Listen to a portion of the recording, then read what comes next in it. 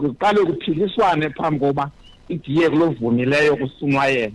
amaguda hayi cabala into lomgca inoba yayithi uzinhlona amavayo naye uthi wayibekwe lomgca okanye ebekwe intonga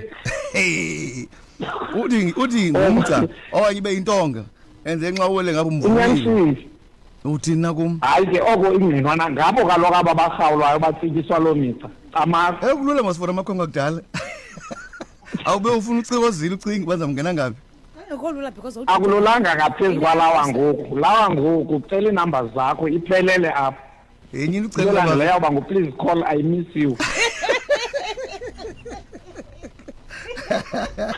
amnye ubhalile ngakolwandle uthi onguludwa dlinca uthi man camakuba umawawa ngicela ubuza xa umane ubona inkuma wathi ke faka ipicture yenyoka okanye apha ezingubeni qho xa ulala ingabe ithetha ukuthini into enjalo andingekhe ndayazi kodwa izidalwa ezi zonke zinonxibelelwano nabantu abathile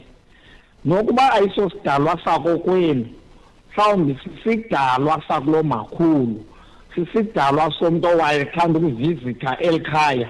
umoya wakhe xa ukhumbule elikhaya uyawuza ngala nkuma xa ingeyiyo eyakokwenu ingeyiyo eyakulo mama nawo onke la makhaya ozalana nawo nomuntu owayesisihlobo noba sesezinye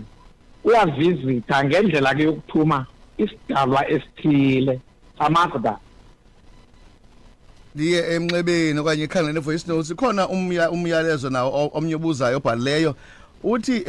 mchenge ndiyakuvuya phila manicela unibuzele kungangolwandle xa niza kubuyisa utata wenu njengabantwana bakhe nivumelana uba ke iza kuba ngubani inhlabi njengoko ikhaya lingelantlabi since kwagula eyayibekiwe nize niphinde nivumelana uba ke nakusebenza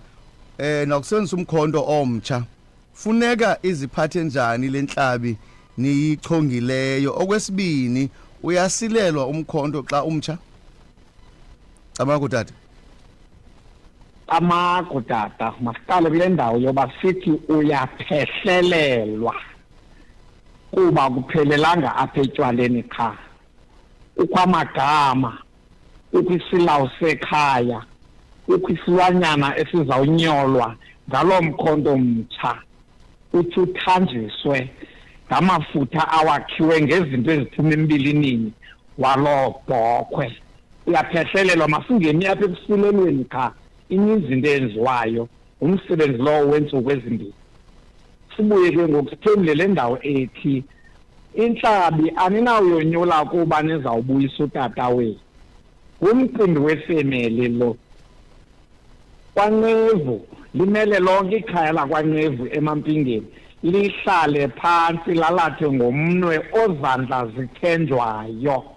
ukuba uyakulithobela ikhaya abe yena ephelele kwicala lamasiko ngokwalapha ekhaya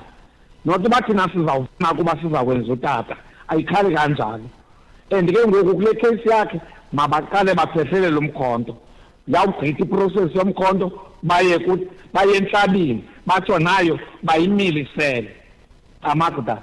Sabakutata masifane nje sifumane ivoice note yogqibela zinhle sikhangele pha ku 0413911221 siva mnye soyivala Tata ndicela ukubuza nxana umntana wakho ephangela amane ukuchola iintsimbi ezimhlophe ithetha ukuthini nanku umbuzo wesibini ndicela ukubuza nxana usenzela umntana wakho imbeleko akufunekanga etyile enye inyama uphelela kula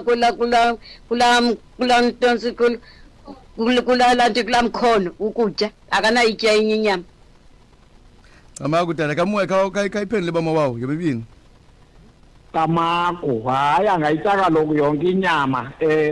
masike sithi